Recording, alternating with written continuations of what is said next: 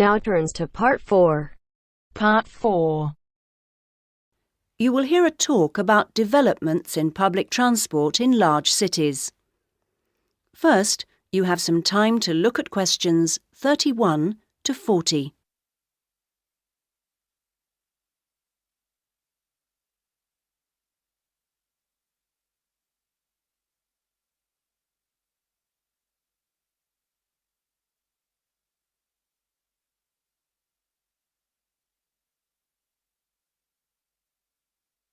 Now listen to the first part of the talk and answer questions 31 to 34.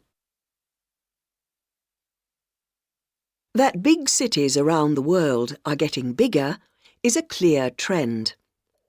This situation is going to make the issue of transport increasingly important. Cities cannot work if their people and their visitors cannot move around. This means that public transport is vital to the success of cities. And yet, private car ownership is increasing all the time. Can these two facts be contained in the same reality?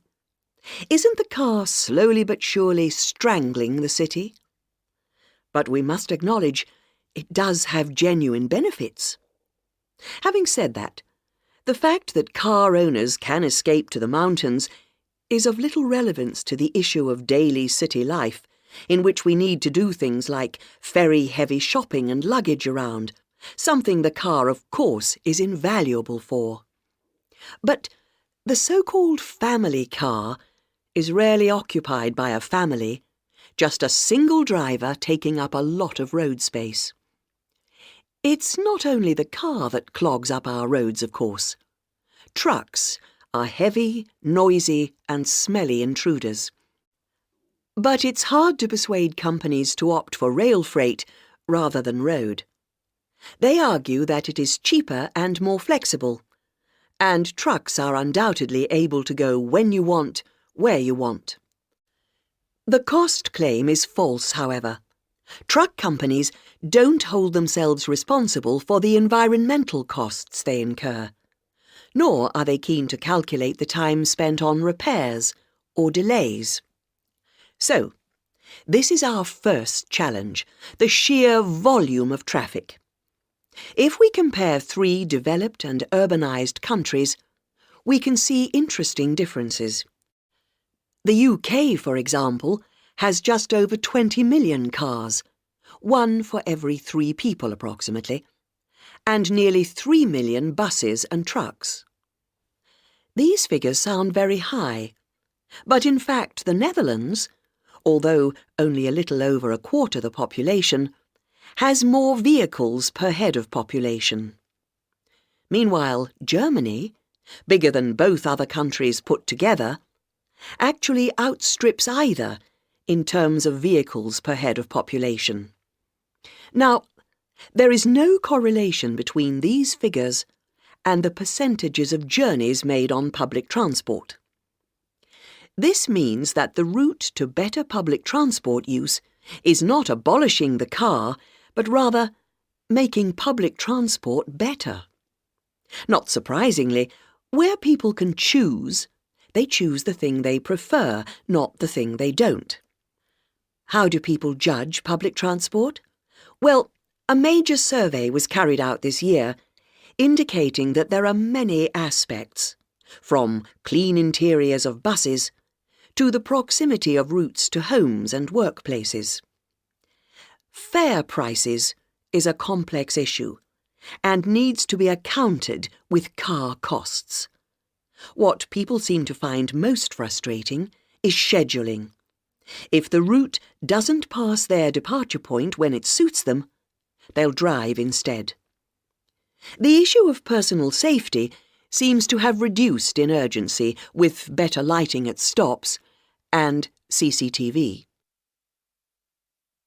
Now, various measures are being taken in a number of major cities, all designed to increase the appeal of public transport and thus to persuade car users to leave their cars behind and free up the city's roads.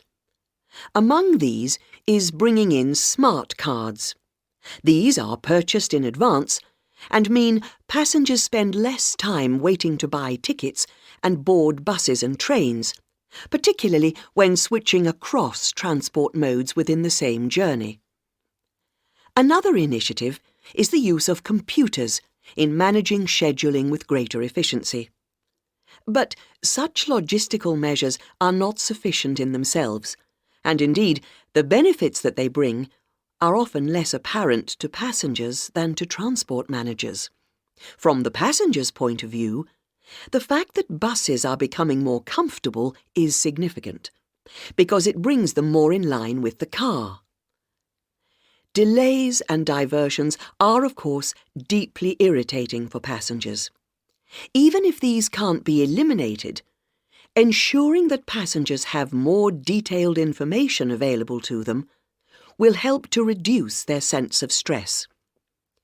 We often associate public transport with inner-city travel, but of direct benefit to passengers are systems such as taxi sharing and dial-a-bus, which provide more flexible options for suburban journeys.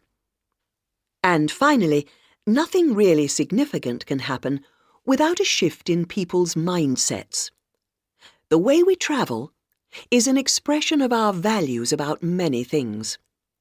Companies operating public transport are slowly but surely finding it possible to sell their services as a public-spirited alternative to the car, as awareness of environmental issues has increased radically in the last few years.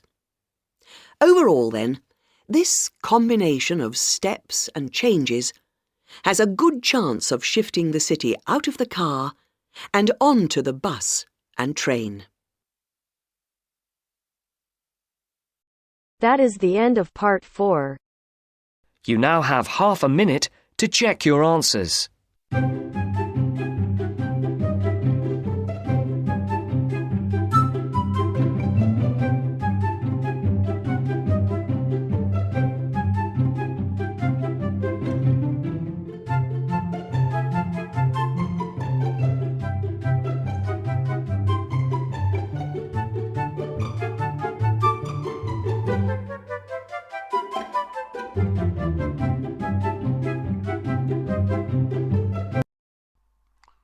Hi, this is IELTS Bob.